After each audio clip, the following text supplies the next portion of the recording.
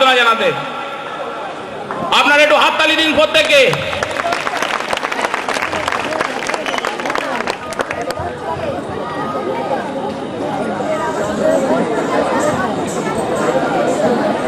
এবার মাইক্রোফোন দিচ্ছি জয়ন্তদার হাতে।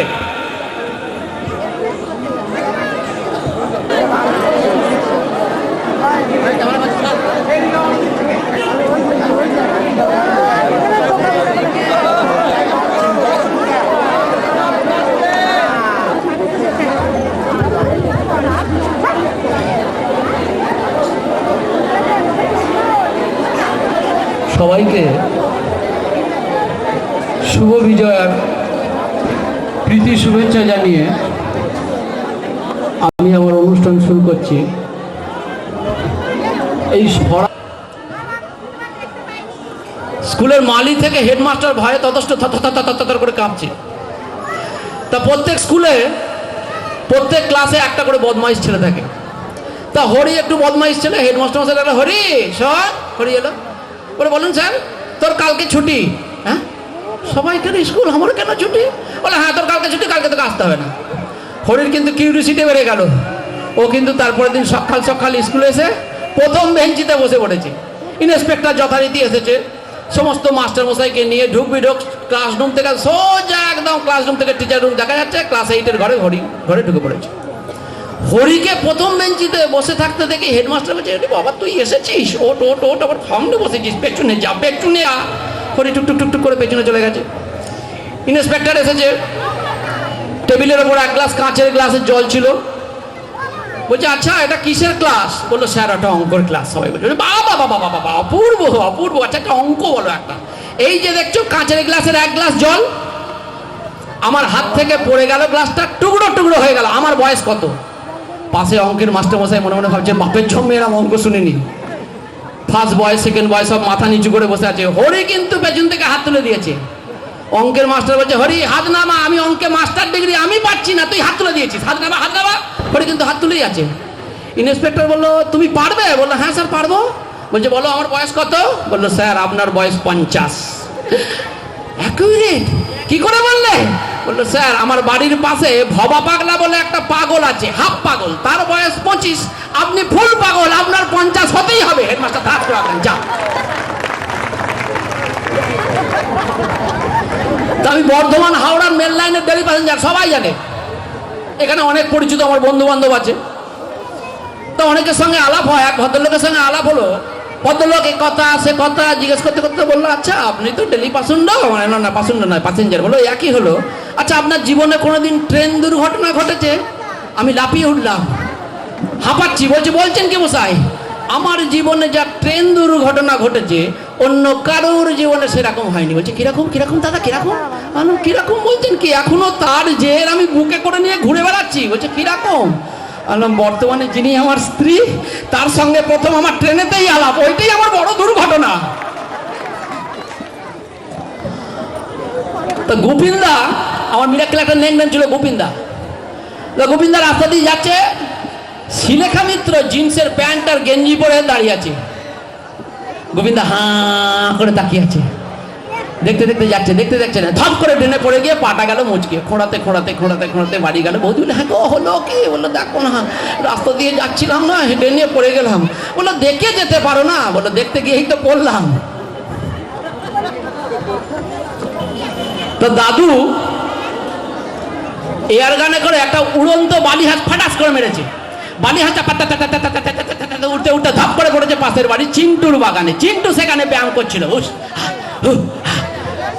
বালি হাঁসটা দেখেই চিন্টু বগল দেওয়া করে দারুণ মাংস হবে আজকে। বলে যেই ঘরে ঢুকছে দাদু বলছে বাবা চিন্টু ওই হাঁসটা তো বাবা আমি মারলাম, নিয়ে যাস না দে। বলে তুমি মারলে মানে? পড়েছে তো আমার বাগানে। বলে পড়লেই বা মেরেছে তো আমি। বলে না না, পড়েছে যখন আমার বাগানে তখন এটা আমার। দাদু বললো দেখ বাবা চিন্টু ঝগড়া করিস না। বলে ঝগড়া করছি না, আমার বাগানে পড়েছে এটা আমার। দাদু বলছে না এটা আমি মেরেছি আমার। দাদু কিছুক্ষণ পরে বলে দেখ বাবা চিন্টু ঝগড়া করে লাভ নেই, একটা রফা কর। বলছে হাঁস ভাগ হবে না। বলছে না না হাঁস ভাগ হবে না ঠিক কথা, কিন্তু রফাটা হচ্ছে এইরকম, ওই তুই আমাকে 15টা কিল ঘুষি চর মারবি, আমিও তোকে 15টা কিল ঘুষি চর মারবো, যে জিতে যাবে হাঁসটা। চিন্টু সঙ্গে সঙ্গে হাতের একদম বাড়িতে ফেলে কোনো পারা নেই, ঠিক আছে বললো তাহলে বাবা সিনিয়র ফার্স্ট আমি শুরু করি। বলে হ্যাঁ শুরু করো। যেই বলা যে শুরু করো, ধাই করে সঙ্গে সঙ্গে চিন্টু নামকে একটা ঘুষি মেরে দিয়েছে। তারপরে পেটে এক ঘুষি, তারপরে এক চর, এরকম করতে করতে 15টা ধাই ধাই ধাই করে মেরেছে। চিন্টু পড়ে গেছে মাটিতে, তখনও মারছে। যেই 15টা হয়ে গেছে, চিন্টু এবার বলছে ঠিক আছে দাদু না, এবার আমার পালা। বলে না বাবা আমি হেরে গেছি, আমি চললাম, হাঁসটা তোর, যা।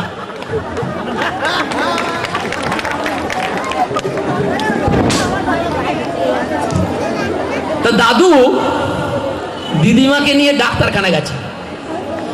ডাক্তারখানা গিয়ে বলছে দেখ বাবা ডাক্তার, তোর দিদিমাকে নয় 1 মিনিট চুমু খেলে বুকের ভেতরটা কিরম ধাকপাক ধাকপাক ধাকপাক ধাকপাক ধাকপাক ধাকপাক করছে। ডাক্তার বলছে খাও। 1 মিনিট চুমু খেয়েছে। ডাক্তার কল দিয়ে দেখেছে, প্রেসক্রিপশন করে দিয়ে বলছে যাও 15 দিন পর আবার আসবে। 15 দিন পর আবার দিদিমাকে নিয়ে এসছে। বলছে দেখো বাবা ডাক্তার, এই মিনিট 2-3 ধরে ঘুরে না খেলে না বুকের ভেতরটা কিরম হাঁচড়ে প্যাঁচড় করছে। বলছে খাও। আবার 2-3 মিনিট ধরে চুমু খেয়েছে। ডাক্তার আবার কল দিয়ে দেখেছে, দেখে বলছে এই ওষুধটা খাবে, 15 দিন পর আবার আসবে, যাও। আবার 15 দিন পর দিদিমাকে নিয়ে এসছে। বলছে দেখো বাবা ডাক্তার, মিনিট 5 ধরে খেলে না বুকের ভেতরটা উথাল পাতাল করছে। বলছে খাও। আবার 5 মিনিট ধরে চুমু খেয়েছে। আবার কল দিয়ে দেখেছে, বলছে আর কিছু হয়নি, আসতে হবে না। যেই বলেছে ডাক্তার, তখন ডাক্তারকে বলছে হেই বাবা ডাক্তার, আসতে বারণ করিস না, বাড়িতে এক গাদা নাতি নাতনি, তাদের সামনে চুমু খেতে পাই না, এইখানেই এসে একটু খাচ্ছি, আবার আসতে বল।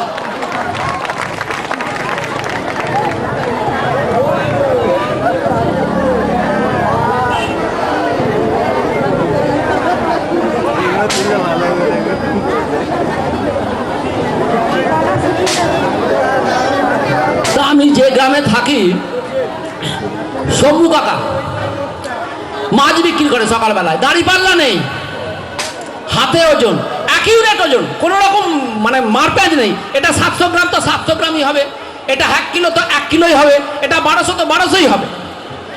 সেই শম্ভু কাকার ছেলে এখন হেতুরে ডাক্তার হয়ে গ্রামে এসেছে। তো বিকেলবেলায় বসছে, গ্রামের সব মহিলারা সবাই দেখাতে যাচ্ছে আর খিলখিল করে হাসতে আসছে। আমার গিন্নি বললো হ্যাঁ গো আমি একটু দেখাবো। তুমি দেখাবে? কি হয়েছে? বলো শরীরটা খারাপ, আমি দেখাবো। ঠিক আছে যাও। গিন্নিও গেল, গিন্নিও খিলখিল করে হাসতে আসছে। বললাম কি ব্যাপার তুমি হাসছো কেন? দেখি প্রেসক্রিপশন দেখলাম।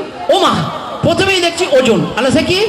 আমি তো জানি ওর ওজন মেশিন নেই, ওজন কোত্থেকে পেলো? বলে কেন শম্ভু কাকা পার্ট টাইম করছে, একেবারে করে ট্যাকে নিচ্ছে আর বলছে তুই 45 যা, আবার ট্যাকে নিচ্ছে একজনকে তুই 55 যা। সবাই তো একবার করে কোলে চাপতেই যাচ্ছে।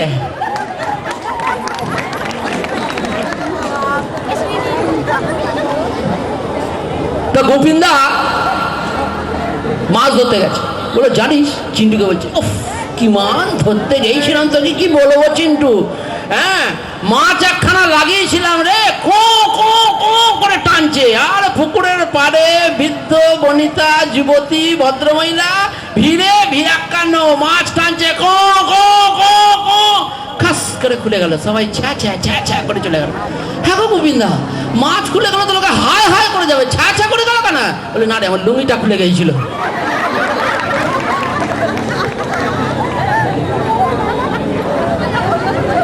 বলে দাদু এখন সার্কাস দেখতে গেছে।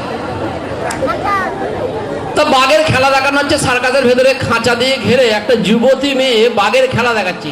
বাঘটাকে জড়িয়ে ধরছে, মুখের ভেতরে হাত ঢুকিয়ে দিচ্ছে, বাঘের পেটে চুমু খাচ্ছে, ঘাড়ে চুমু খাচ্ছে। দাদু বসে বসে অনেকক্ষণ দেখে বলে যা বাবা, এরকম তো সবাই দেখাতে পারে। সার্কাসের মালিক পাশে বসছিল, বললো সবাই দেখাতে পারে? বলে হ্যাঁ সবাই দেখাতে পারে। বলে তুমি দেখাতে পারবে? বলে হ্যাঁ পারবো। বলে যাও তাহলে গিয়ে দেখাও। বলে তাহলে বাবা আগে বাঘটাকে বার কর।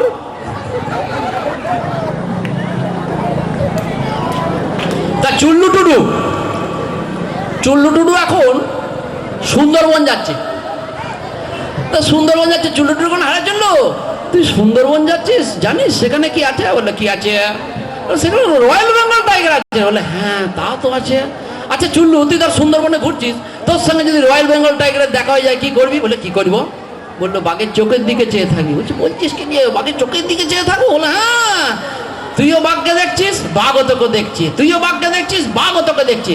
চোখ থেকে চোখ সরাবি তো বাঘ এক থাবা মেরে ঘাট থেকে মাথাটা সরিয়ে নেবে। এইবারে আস্তে আস্তে এগিয়ে যাবি। বলে কোথায়? বাঘের দিকে। কাছে গিয়ে কাঁচা গু ছুঁড়ে মুখে মারবি। বলে পাবো কোথায়? আমরা নিজের পেছনে হাত দিয়ে দেখবি বেরিয়ে গেছে। সুন্দর বলে রয়্যাল বেঙ্গল টাইগার তো দেখার পরেই বেরিয়ে যায়, কি করে বেরিয়ে বুঝতেও পারবি না। চাকরকে রিলেটিভ এলেই মিষ্টি আনতে দেয়, রিলেটিভ এলেই মিষ্টি আনতে দেয়, রিলেটিভ এলেই মিষ্টি আনতে দেয়। সেখান থেকে চাকর দুটো তিনটে চারটে করে খেয়ে নেয়। মালিক বুঝতে পারে কিন্তু কিচ্ছু বলতে পারে না। তো একদিন এক গাদা রিলেটিভ এসছে, মিষ্টি আনতে দিয়েছে, সেখানে 5-6টা খেয়ে নিয়েছে। মালিক বুঝতে পারছে, কিছু বলতে পারেনি। একদিন 2-3 জন এসছে, সেখানেও মিষ্টি আনতে দিয়েছে, সেখানেও সেখান থেকে 2-3টে খেয়ে নিয়েছে। মালিক বুঝতে পেরেছে কিন্তু কিছু বলতে পারেনি। একদিনে একজন এসেছে, বলছে যা 2টো রসগোল্লা নিয়ে আয়।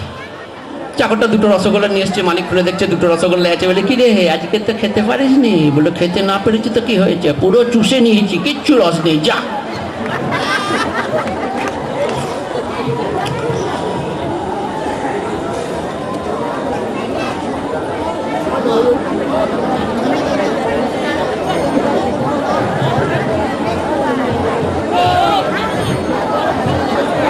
তা নতুন বিয়ে হয়েছে, ট্রেনে করে, মেল ট্রেনে করে হানিমুনে যাচ্ছে। তো নতুন বউ তো কোনো কারণে রাগ হয়েছে, চুপ করে গোমড়া মুখে বসে আছে। স্বামী বারবার রাগ ভোলানোর চেষ্টা করছে। বউ বললো মাথায় ব্যথা হয়েছে, বিরক্ত করো না। সঙ্গে সঙ্গে স্বামী মাথায় একটা চাকাম করে চুমু খেলো। সঙ্গে সঙ্গে নতুন বউ বললো জানো তো ব্যথাটা নয় ভালো হয়ে গেল। আবার নতুন বউ জানো তো হাতের কবজিটা খুব ব্যথা হচ্ছে। আবার বরটা একটা চুমু খেলো, বললো জানো তো ভালো হয়ে গেল। দেখো না কপালে নয় একটা মশা বসেছে, জ্বলছে।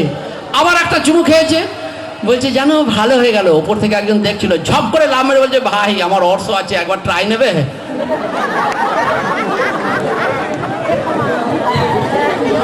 গোবিন্দা এখন কলকাতায় ঘুরছে, কলকাতা শহরে গোবিন্দা ঘুরছে, গ্রামের লোক তো। কলকাতায় ঘুরতে ঘুরতে ঘুরতে ঘুরতে প্রচন্ড বাথরুম পেয়ে গেছে।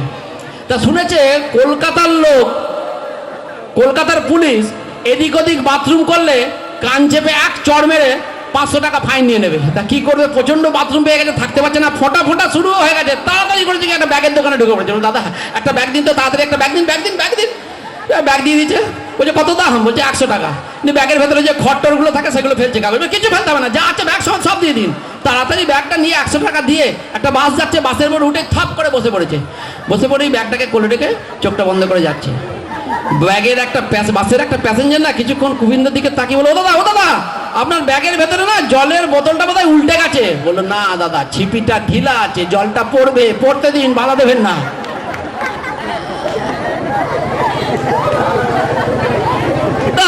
বউ গোবিন্দার ছেলেকে নিয়ে এই সামনে দুর্গাপুজোর একটা প্যান্টের ছিট নিয়ে গেছে প্যান্ট করতে দিতে। তা প্যান্টের মাপ নিয়ে নিয়েছে, দর্জি বলছে বৌদি তাহলে ওইখানে চেন লাগিয়ে দিই, বুঝছেন? চেন বলছে না ভাই তুমি ওখানে বোতাম লাগিয়ে দিও। বলছে না চেন এখন চলছে, বাচ্চাদের ওখানে চেন লাগিয়ে দিই। বলে না না তুমি বোতাম লাগিয়ে দাও। হ্যাঁ ওর একটা চেন দেওয়া জ্যাকেট আছে, বারবার তোটানামা করতে গিয়ে টাইটা ছিঁড়ে গেছে, তুমি ওখানে বোতামই লাগাও।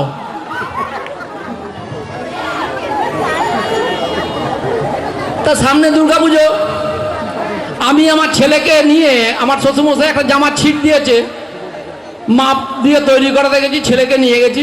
তা দর্জির দোকানে বললাম দাদা একটা জামা হবে তৈরি করবেন? বলে ছিট এনেছেন? বলে হ্যাঁ এনেছি। বলে ঠিক আছে মাপটা নিয়ে নিচ্ছি। নিয়ে নিন। মাপ নিয়ে নিয়েছে।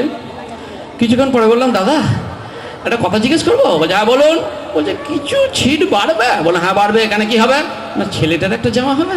বলছে হ্যাঁ হবে। বলে মাপটা নিয়ে নিন। এই যা মাপটা দিয়ে দে, মাপটা দিয়ে দে। ছেলেটার মাপটাও নিয়েছে। কিছুক্ষণ পরে আবার বললাম দাদা একটা কথা জিজ্ঞেস করবো? বলে হ্যাঁ করুন। আর কিছু ছিট বাড়বে? বলে হ্যাঁ বাড়বে। কি হবে? বইয়ের একটা ব্লাউজ মাপ পাবো কোথায়? না পকেটে করে এনেছি। বলে পকেট থেকে একটা বইয়ের ব্লাউজ বার করে দিলাম, সঙ্গে সঙ্গে মাপ নিয়ে নিল। কত হয়েছে দাদা? বললো 260 টাকা। 260 টাকা দিয়ে কবে আসবো? সামনের সপ্তাহে। বাড়ি চলে এসে বউকে বললাম জানো দর্জিরা মাইরি কি ছিট মারে। বলে কেন? এই যে তোমার বাবা যে জামার ছিটটা দিয়েছিল সেটা আমার জামা, ছেলের জামা, তোমার ব্লাউজ। বাবা দেখেছো? সঙ্গে সঙ্গে 1 সপ্তাহ হয়ে গেছে, আনতে চলে গেছি দর্জির দোকানে, দেখলাম একদম প্যাক করে রেডি করে রেখে দিয়েছে। সঙ্গে সঙ্গে বাড়ি নিয়ে চলে এসেছি, খুলে যেই পড়তে গেছি দেখছি কারুর গায়ে লাগছে না। বউ চেঁচাচ্ছে, সর্বনাশ করেছে, ছিটটা করলে কি? হ্যাঁ, এই তো কারুর গায়ে লাগছে না। তাড়াতাড়ি আবার এসে দর্জিকে বললাম, করেছেন কি দাদা? এই তো কারুর গায়ে লাগছে না। বলছে, না দাদা ওই রকম লাগবে না, দরজার সামনে ঝুলিয়ে রাখবেন, আসতে যেতে গায়ে লাগবে। আমাদের ডেলি প্যাসেঞ্জার তো হঠাৎ আমাকে বললো, জানতো না কি? হ্যাঁ, তোমার তো টাক পড়ে যাচ্ছে গো। আনন্দ, দেখ বাবু বয়স হোক, তোরও টাক পড়বে। বলে, না না আমার টাক পড়বে না। আমি ঠিক বলেছিস, বাঁদরের কোনোদিন টাক পড়ে না। তা চিন্টু ওই ডেলি প্যাসেঞ্জার, তার ভদ্রলোক তার যুবতী মেয়েকে নিয়ে ট্রেন কম্পার্টমেন্টে উঠেছে। চিন্টু কোথায় ছিল?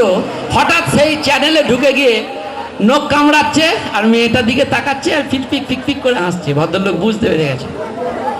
কিছুক্ষণ পরে চিন্টু বলছে, বাবা ওইদিকে জানলার ধারটা তো ফাঁকা আছে, ওইখানে গিয়ে বসো না। চিন্টু বলল, না না ওখানে রোদ আছে। হ্যাঁ হ্যাঁ হ্যাঁ ঠিক বলেছো, ওখানে যেটা আছে এখানে সেটা নেই, এখানে যেটা আছে ওখানে সেটা নেই। সেই তো কি বলতে চাইছো কি? না আমি কিছু বলিনি, আমি বলছি ওখানে রোদ আছে এখানে রোদ নেই, এইখানে ছায়া আছে ওইখানে ছায়া নেই, এই জন্যই তো। বললে, হ্যাঁ এই জন্যে।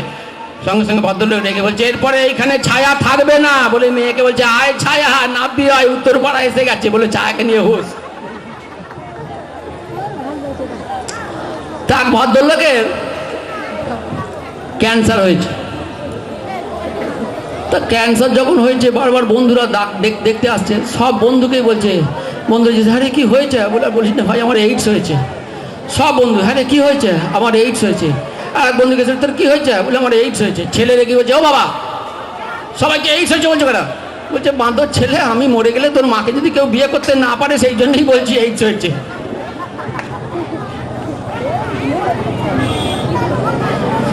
তা মা কালী পুজো, তা কালীর সামনে চুল্লু টুডু খৈনি বানাচ্ছে।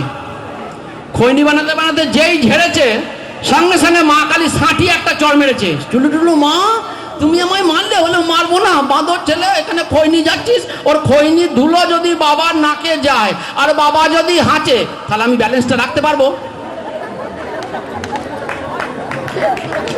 তো ওই রকমই গ্রামের কালী পুজো। শহর থেকে ভাইপো গ্রামে কালী পুজো দেখতে এসছে পিসির বাড়িতে। তো পিসি বললে, হ্যাঁ রে শহরে এত ভালো কালী পুজো, বহুত লাইট বাজি ভরে, তুই এখানে চলে এলি? বলে, দেখো পিসি গ্রামের কালী পুজো একটা চার্মই আলাদা। বলে, তা নয় হলো, কিন্তু তুই যে এখানে এলি জানিস এটা মাতালদের পুজো, মদ না খেলে বেদরাক্কা মারে। বলছে, কোনো চিন্তা নেই, আমি অ্যাক্টিং করবো। বলে, অ্যাক্টিং করিস না, ফ্যাক্টিং করিস, না গেলেই ভালো হয়। বলে, কোনো চিন্তা নেই, এটা অ্যাক্টিংয়ের ব্যাপার, আমার উপর ছেড়ে দাও। বলে, জামা টামা পরে সেন্ট ফেন লাগিয়ে পাউডার ফাউডার মেখে চলে গেছে কালী ঠাকুরের ওখানে, পুজোর ওখানে। পুজোর ওখানে গিয়ে দেখছে দুটো মাতাল বসে আছে। দুজনেই কিছুক্ষণের আগে ড্রেনে পড়ে গেছে মদ খেয়ে, এমন মদ খেয়েছে।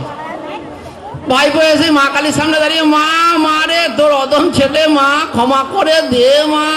মাথা দুটো জুজুর জুজুর করে অনেকক্ষণ দেখে না, একজন এসে খাপ করে জড়িয়ে ধরে বললো, ভাই রে পেটের ভাই কোথায় ছিলি আমার সোনা? আর নতুন জামা সব কাদা লেগে গেছে, সাঁটি এক চড় মেরেছে মাতালটাকে। মাতালটা চড় খেয়ে বলছে, এই মার মার শালাকে মার, বেটা মদ খায়নি। ওই মাতালটা বললো, বুঝতে পারলি কি করে মদ খায়নি? বললো, দেখলি না একটাকে গালটা খুঁজে ফেললো, মদ খেলে তো 5 বার ফসকে যেত। তো দাদু লোকাল ট্রেন কম্পার্টমেন্টে উঠে জানলার ধারে বসে আছে ধুতি পাঞ্জাবি পরে। কিছুক্ষণ পরে এই দাদু কাপড় ভিজিয়ে ফেলেছে। ও দাদু, ট্রেন কম্পার্টমেন্টের ভেতরেই কাপড়টা ভিজিয়ে ফেললে? বলে, বাঁদর ছেলে দেখতে পাচ্ছিস না কম্পার্টমেন্টের ভেতরে লেখা আছে শরীরের কোনো অংশ বাইরে বার করিবে না।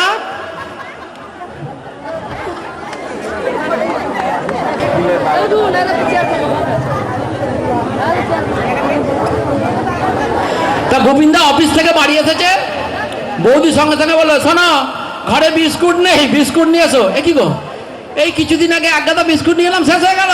বলে, হ্যাঁ শেষ হয়ে গেল, কালকে আমার বাবা মা আসবে, বিস্কুট নেই বলছি, বিস্কুট নিয়ে এসো। তো মহা মুশকিল, রেগে মেগে চলে গেছে। এই বাবা মা আসবে, এই বলছে বাবা মা এই কদিন আগে গেল, আবার বাবা মা আসবে।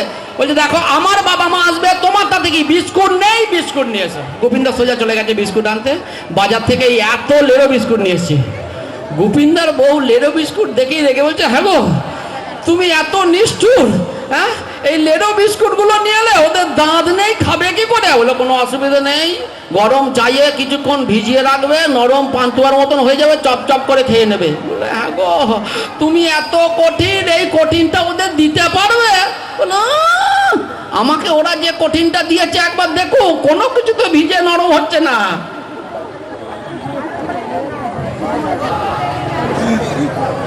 মিরাক্কেলে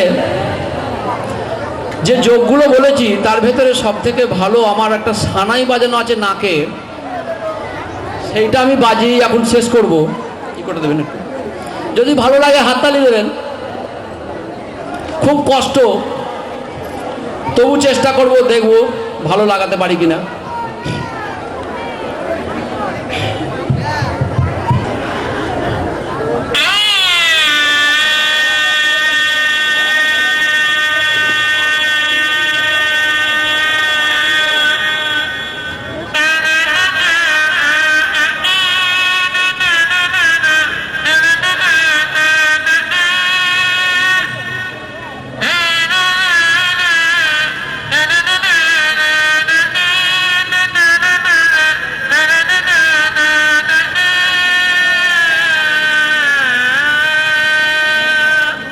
নমস্কার।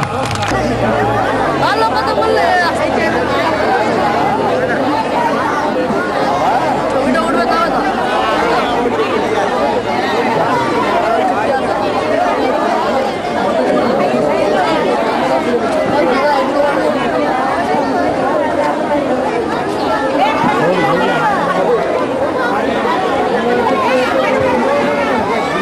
হ্যালো, বহু দূর দূরান্ত থেকে যে সকল যাত্রী সাধনরা এসছেন আপনাদের কাছে